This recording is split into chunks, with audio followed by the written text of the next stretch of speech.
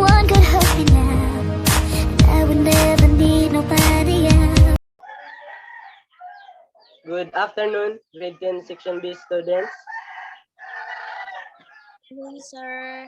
Afternoon, sir. Before we start, let's have a prayer first. May I request Bernadette Abduan to lead the prayer?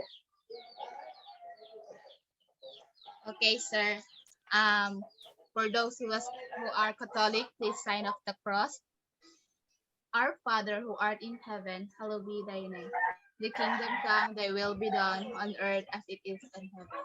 Give us this day our daily bread and forgive us our trespasses, as we forgive those who trespass against us, and lead us not into temptation, but deliver us from evil. In the name of the Father, the Son, and the Holy Spirit. Amen.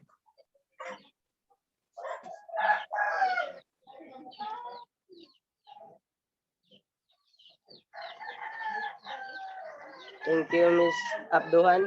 How are you today, class? We're fine, sir.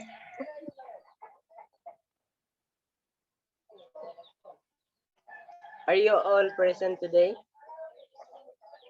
Sir, Mariel is absent. Okay, Miss Secretary, kindly list the absentees for today and give it to me later after the class discussion. So, who can remember our topic that we discussed last meeting, Miss Abduhan? Sir, it is all about printed and non-printed materials. Okay, thank you. Do you have questions about our topic last meeting? Sir. No, sir. Okay, good. I will only turn off my camera in order to boost my signal. Is it okay with you? Yes, sir. Answer.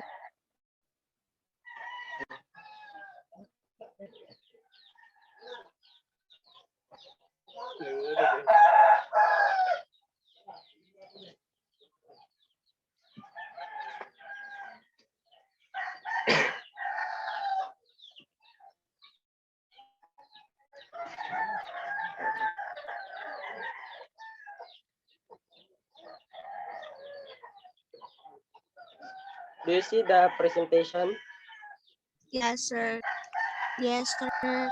Yes, sir.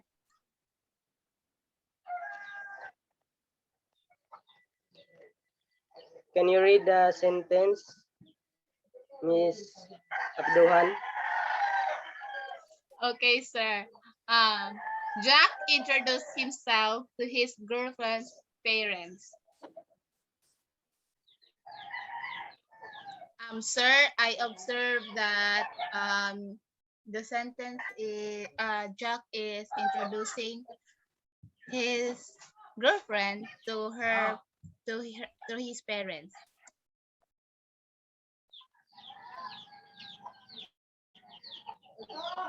Okay. So, another Miss Ilya.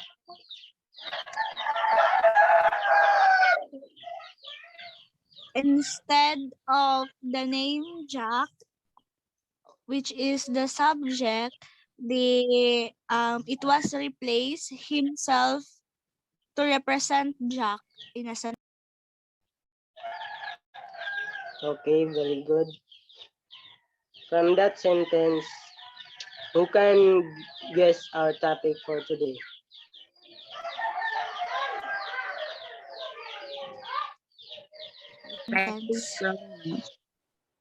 Miss Ilya? I think, sir, it is the replacement of the subject. So I guess it's all about pronoun. So, our topic for today is all about reflexive and intensive pronoun. But before we proceed, can you read the classroom rules, Miss Abduhan? Yes, sir. Classroom rules. Number 1, be active and participate always. Respect and listen to your classmates. Respect and listen to the teacher. Do not answer on and chorus. Contribute to the discussion. Okay, thank you. Now, please read the objectives of our lesson. Okay, Miss sir. Buton. Okay, the objectives is letter at the end of the lesson, the students should be able to letter A, define reflexive and intensive pronouns. B, determine the sentence whether it use reflexive or intensive pronouns. And letter C, construct sentences using reflexive and intensive pronouns.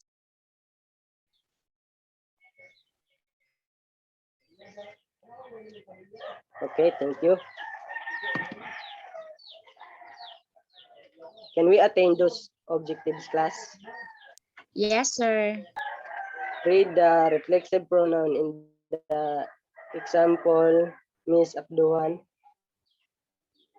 Okay, sir. So reflexive pronoun is a pronoun that reflects directly back on the subject of the sentence. Example, he spoke to himself in front of the mirror.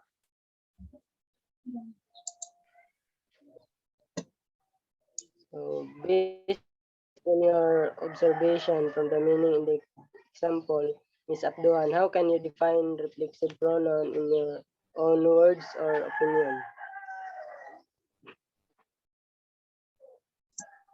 For me, sir, reflexive means you are reflecting yourself. Like what in the example, sir, that he and himself is he spoke, so he also use herself as himself in other to continue the sentence, sir. So he spoke that choose himself in front of the mirror. Okay, thank you for your answer. Reflexive pronoun, it sounds like reflection. It's like the image in the mirror that bounces back at you. It also tells us that whoever performs the action in a sentence is also the one on the receiving end of the action.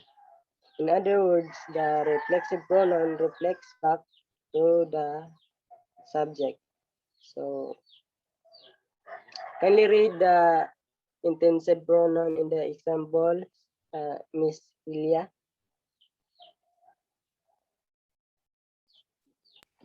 So intensive pronoun is a pronoun that intensifies the subject. Example, Sarah can open it herself. So, so in your own words, how can you define intensive pronoun? So in my own view, sir, intensive pronoun is used to replace or to intensifies the subject to another pronoun or to pronoun. For example, in the example, Sarah can open it herself. So because Sarah is a girl, so therefore the intensive pronoun to be used in a sentence is herself. Okay, very good. So intensive pronouns look exactly the same as reflexive pronouns, but they are only used for emphasis. So there are two examples here of reflexive pronoun and two examples also for intensive pronoun. Now let's have the basic first. Miss uh, Biton, kindly read the first sentence and identify the subject and the reflexive pronoun in the sentence. The reflexive pronoun examples. First is she blames herself for that incident. The pronoun here is she and it is replaced by herself. I made myself a sandwich. And the subject here is I, and it is replaced by myself.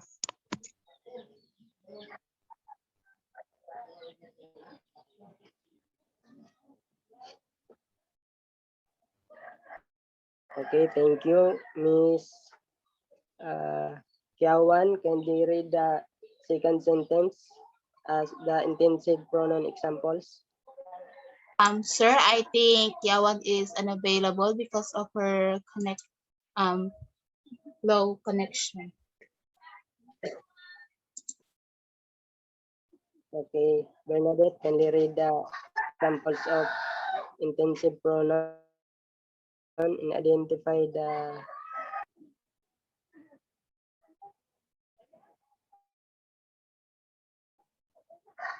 Okay, sir. Incentive pronoun example. Jim made coffee for the king himself. My sister, her, herself paid for my popcorn. So Jim is the subject, himself is the incentive. Then my is the incentive. Then I my sister is the then herself is the pronoun incentive pronoun. okay, very good. How are reflexive pronouns different from intensive pronouns? Kindly read, Miss Hila. So how are reflexive pronouns different from intensive pronouns? Even though reflexive and intensive pronouns both complement the subject in some way, the huge difference between reflexive and intensive pronouns is that when you remove a reflexive pronoun from a sentence, the sentence feels incomplete. If you were to remove intensive pronoun from a sentence, the meaning of the sentence would not change. Okay, thank you. So the sentence cannot stand without the reflexive pronoun, but the sentence can stand without the intensive pronoun. So that's the main difference.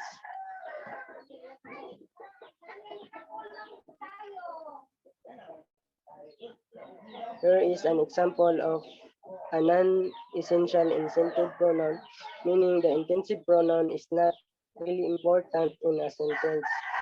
So kindly read the two examples, Miss Biton.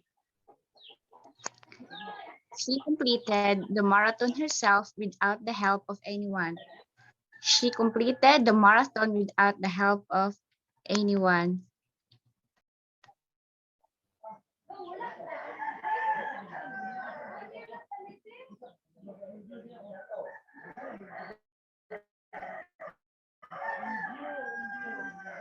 Do you see how the meaning of the sentence stays the same whether there is an intensive pronoun or not, Miss Abduhan? Yes, sir.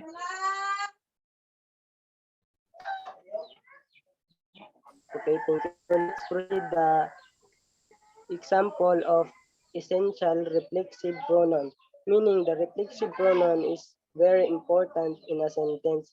So, can you read, Miss Abduhan, the two examples? Okay, sir. Now her is an example of essential reflective pronoun. He had to force himself to he had to force himself to work out each morning in order to achieve his fitness goal versus he had to force to work out each morning in order to achieve his fitness, fitness goals.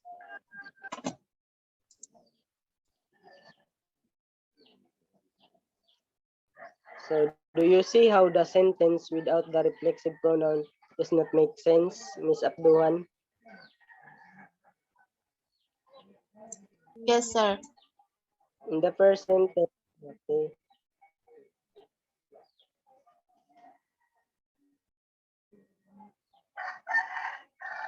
So the reader is left wondering who was forced to work out each morning, right? Yes, sir. 3 tips for understanding reflexive and intensive pronouns. Kindly read the tip number 1 in the example, Miss Biton. Tip number 1. Reflexive pronouns reflect back on the subject and are essential to understanding the meaning of the sentence. For example, she convinced herself to enroll in all sources next school year.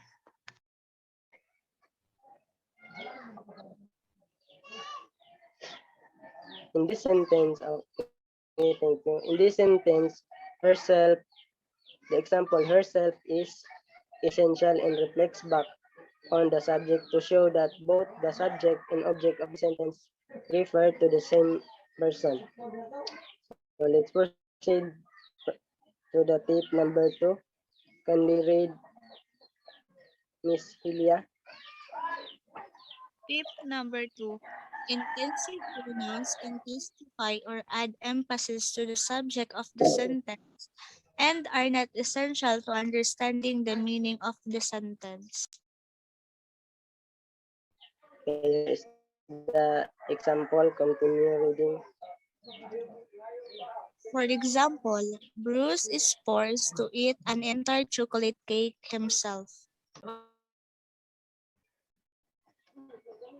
So in this sentence, himself is non-essential and it's only used to emphasize the enormity of Bruce's task of eating an entire cake alone. So let's proceed to the tip number 3. Miss Abduhan, can kindly read? Okay, sir. Tip number 3. Both reflexive and incentive pronouns always end self or selves. For example, a sentence will be incorrect if it read, I bought me a subscription to Disney Plus. Instead, the sentence should read, I bought myself a description to Disney.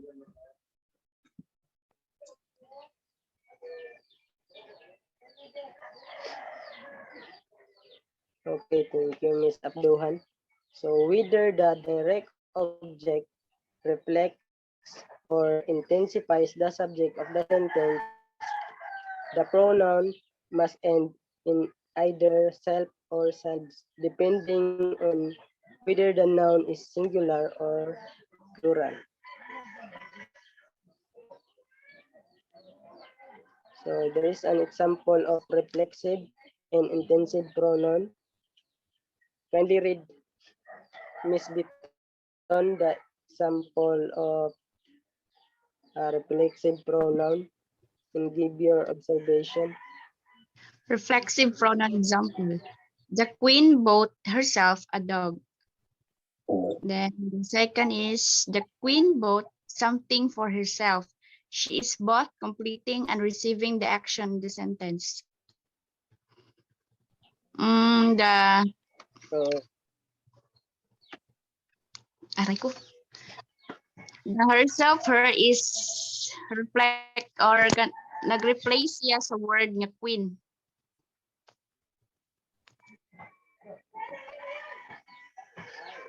okay, thank you, Miss Biton. So notice how the meaning changes when we remove the reflexive pronoun. It looks like this. The queen bought a dog. Did the queen buy the dog for herself or did she buy it for someone else? Without the reflexive pronoun, there's no way to know for sure. So let's proceed to the intensive pronoun. Can we read Miss Hilia? Intensive pronoun example. The queen bought the dog herself. The intensive pronoun herself merely emphasizes the fact that the queen was one who bought the dog.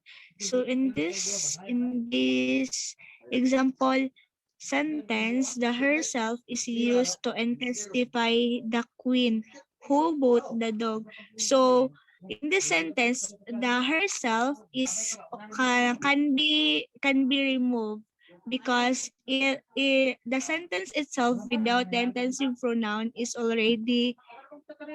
already a complete thought.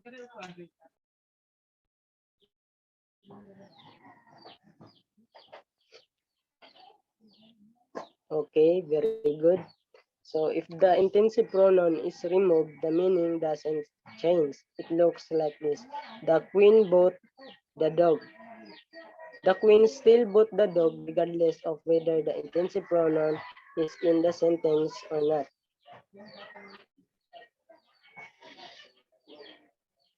Kindly read the pro tip, Miss Biton.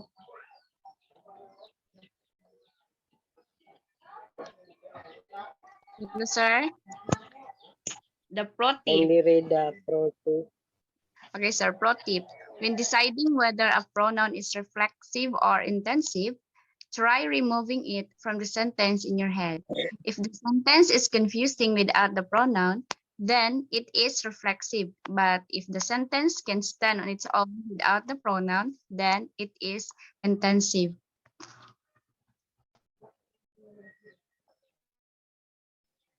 So that's very important tip to easily identify whether the sentence is reflexive or intensive pronoun. So now let's have our first activity, which will determine the sentences if it is use reflexive or intensive pronouns. So Miss Bernadette, kindly read the first, kindly read the number one and give your answer whether it is reflexive or intensive.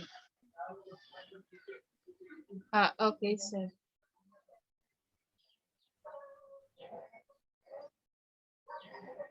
I found myself at loss for words when I heard about the upcoming concert being canceled. The answer is reflexive pronouns, sir.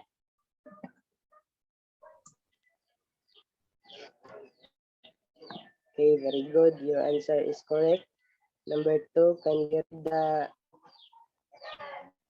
the Miss Ahilia.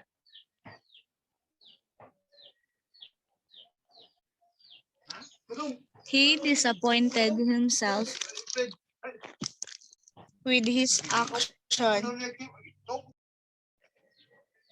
So what's your answer? Is it reflexive or intensive? It's a reflexive, sir. Okay, very good. Your answer is correct. Number three, please read Miss Biton. If you have younger siblings, you are probably used to hearing them say, I can do it myself.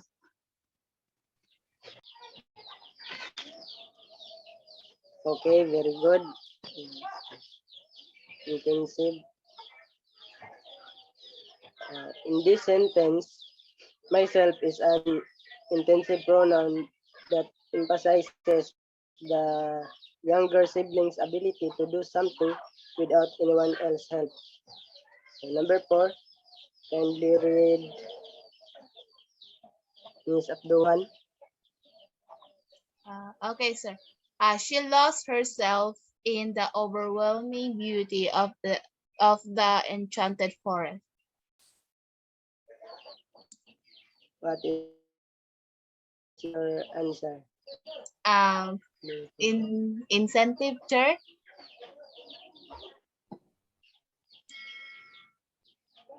Help, sir. Yes, Miss Celia.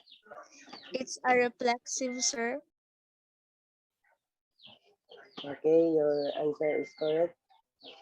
Number five, please Sir. read. Yes, Miss Celia. She recorded an audition to be in the musical herself. It's intensive, sir. Okay, correct. Very good. In this sentence, herself only adds emphasis and it is not essential to understanding the sentence.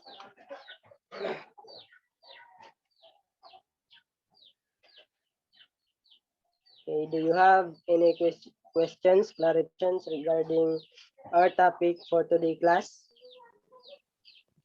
None, sir. Since there is none, I'm going to ask you some questions regarding our topic that we discussed earlier. For the recap, what is a reflexive pronoun, Miss Abduhan?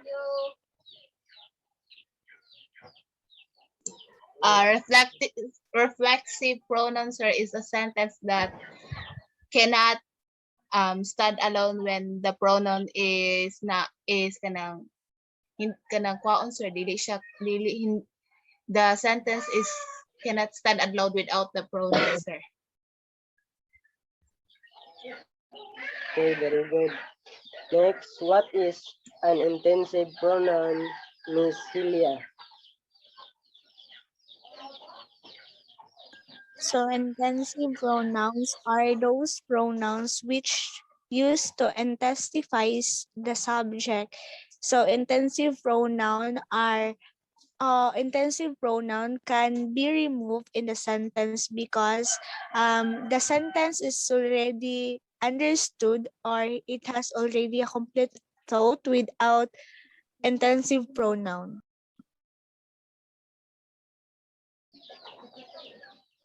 Okay, very good. This question, I need a volunteer. How are reflexive pronouns different from intensive pronouns?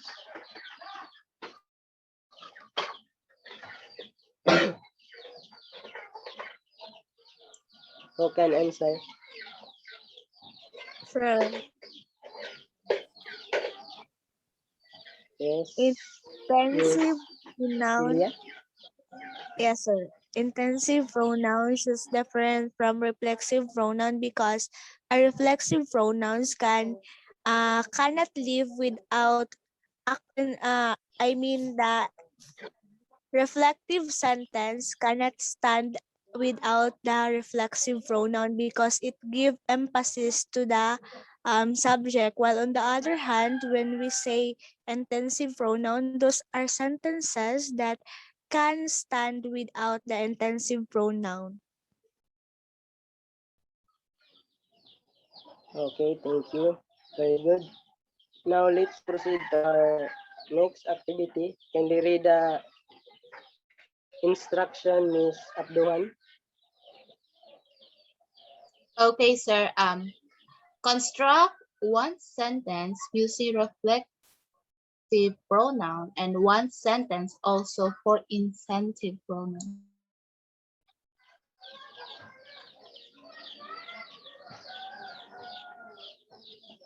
Since you already know what is reflexive and intensive pronoun are and their differences, now do that activity. I will give you 2 minutes to think and after that I will call you to present your answer.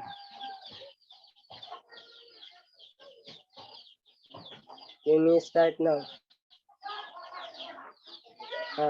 One example, one sentence that has reflexive pronoun in one sentence also for intensive pronoun.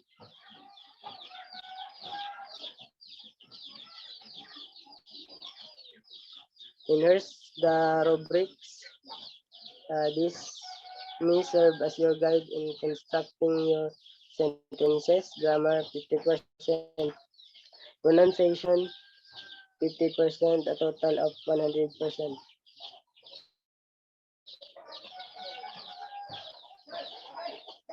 Hello?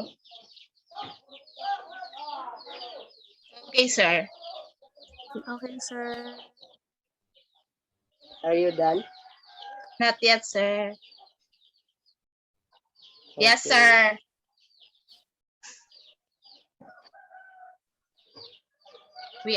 I am done, sir.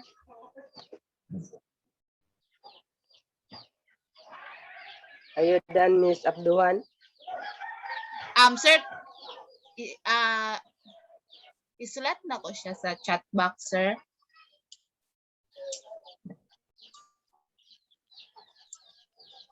You can deliver your answer. Okay, You sir. can read.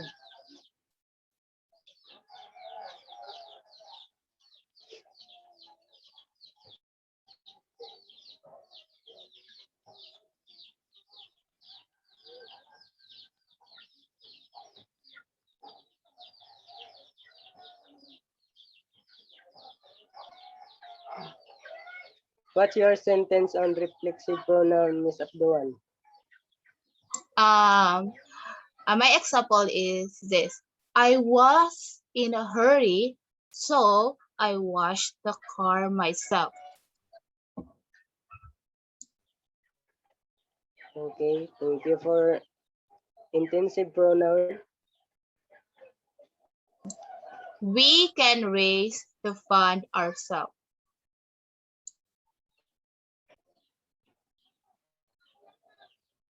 Okay, thank you, Miss Bernadette.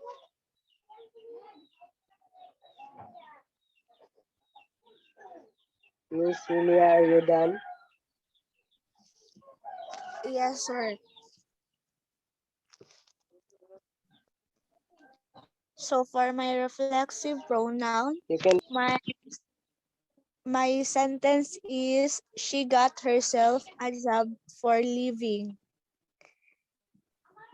On the other hand, my sentence on incentive pronoun is Sam can eat a breakfast herself.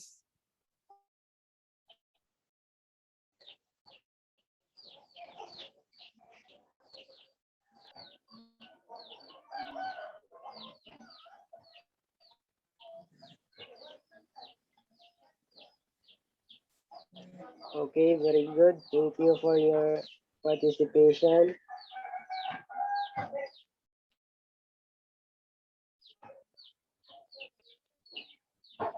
Now let's have an oral quiz.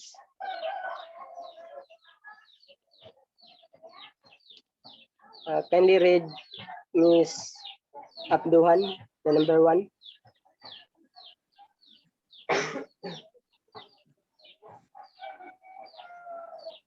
Okay, sir.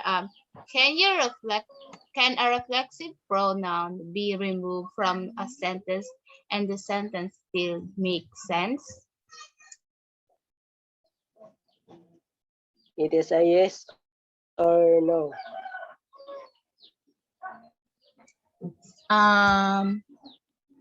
No, sir. Why? Because the sentence will be hanging, sir, if the pronoun will be removed.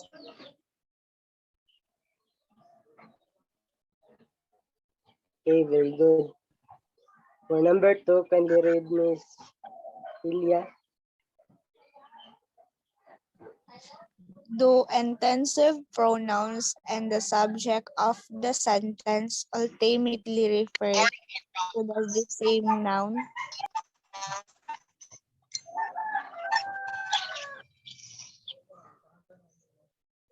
Is it a yes or no? Yes, sir. Okay, thank you. Your answer is correct. For number 3, kindly read Miss Abduhan.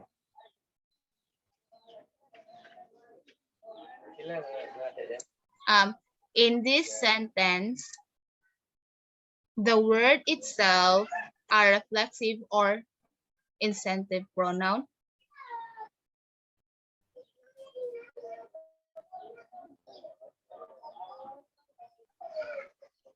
The continue reading Miss Abduhan.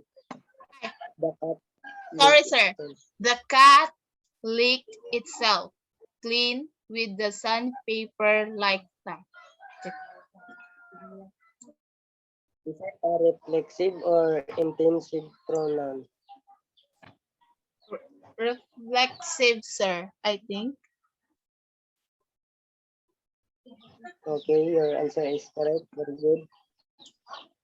For number 4, can you read Miss Celia? Okay, sir. Number 4. In this sentence, is the word herself a reflexive or intensive pronoun? She created a business plan and opened a thriving company herself. It's a intensive, sir. Okay, it is correct. For number 5, can you read Miss Abduhan? Okay, sir. In this sentence, is the word ourself a reflective or incentive pronoun? After our home was destroyed by tornado, we rebuild a home ourselves.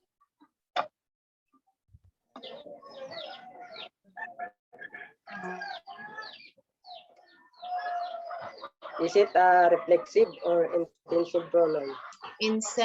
Intensive, sir.